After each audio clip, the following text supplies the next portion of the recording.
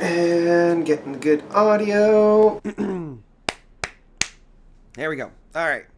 Well, I haven't done one of these unedited notes for a while, so I think it's time to jump back in and do those. So I'm not going to do any kind of edits or any cuts within this.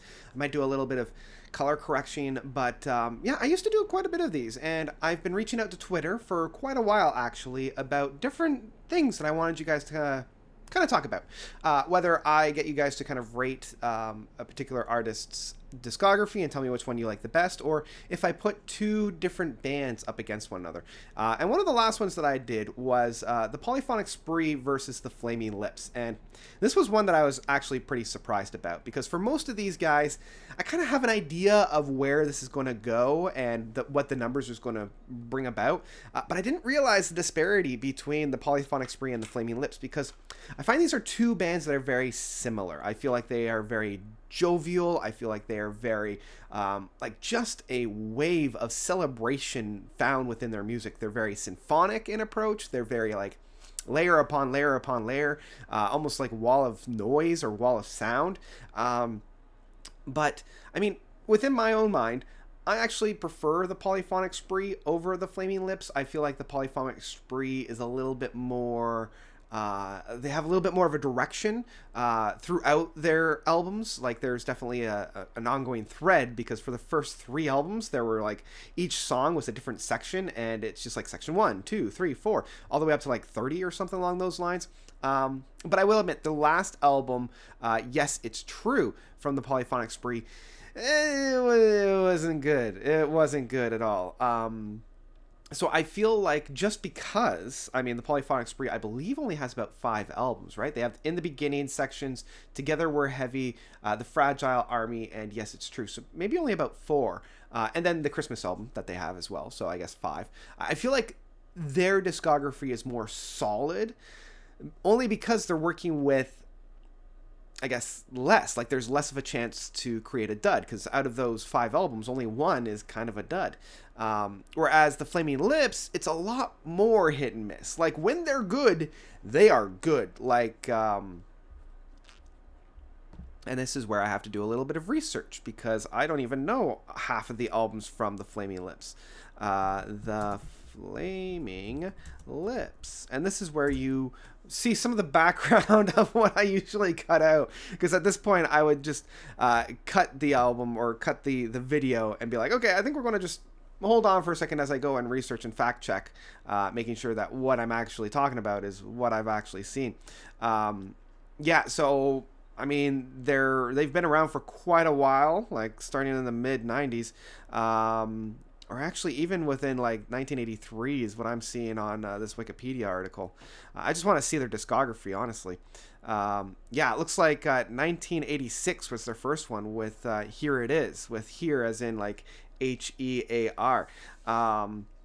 And yeah, I mean, like, some of these albums are fantastic, as I mentioned. I really like the Soft Bulletin, and I also really like Yoshima Battles the Pink Robots. Some of their albums that they've come up with, I mean, like their latest one of The King's Mouth, it's fine. But there's also quite a number of these that just don't work all that well, right? Like Zerika, I think that was the one where you had to buy the album 4 times and listen to it on 4 different boom boxes. Great idea.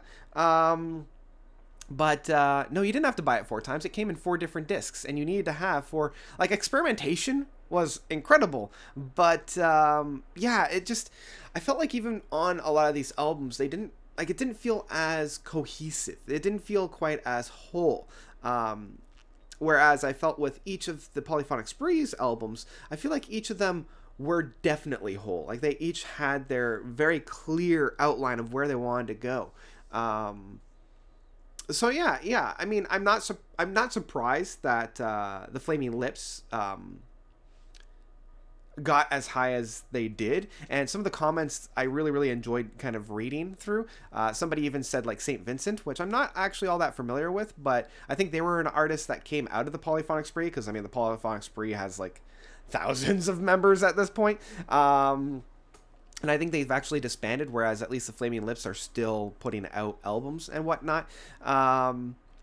So yeah, that's kind of where I was, and I wanted to see and navigate the landscape in that sense to see like which one did you guys prefer? I'm more of a Polyphonic Spree guy, but that's also part of my familiarity because I haven't listened to half of these ones. Like I haven't listened to the in a driven ambulance from 1990. Clouds Taste Metallic. I don't think I've ever heard. I think I actually skipped the Terror. I think I only listened to it like once. I'm like, okay, not quite for me.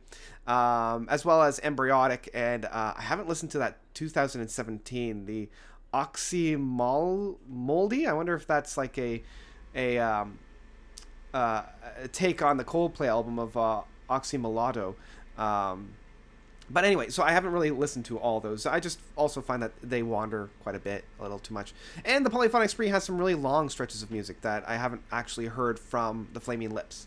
Like Suitcase, what is it, Suitcase Journey or something like that. When a Fool Becomes a King from Together We're Happy, they go into like 8 and 10 minutes, and that does this heart well. Anyway, starting to ramble. I just wanted to kind of see where everybody's take was with this, and I was a little surprised just to see how much the Flaming Lips won out, especially with my fan base. So yeah, what did you guys think? Which one do you prefer between the Polyphonic Spree and the Flaming Lips? Let me know of your own thought commenting down below. I find like both of these are fantastic bands, and I'm really hoping that the Polyphonic Spree puts out more works, because I'm a Polyphonic Spree guy, as I've already mentioned, so I would love to hear more from them, even if their last album was a little bit of a dud. So yeah, that's about it. Thank you guys so much for watching. I'm going to be doing more of these unedited notes coming up in the future. I'm hoping to release like one a week, so I'm going to be recording like 5 right now as I sit down, so that's going to be fun. I'm going to cue these guys up so that I think it'll take us into the end of the year. So that's about it. Thank you guys so much for watching. As always, you guys are definitely the best. And until next time, notes out.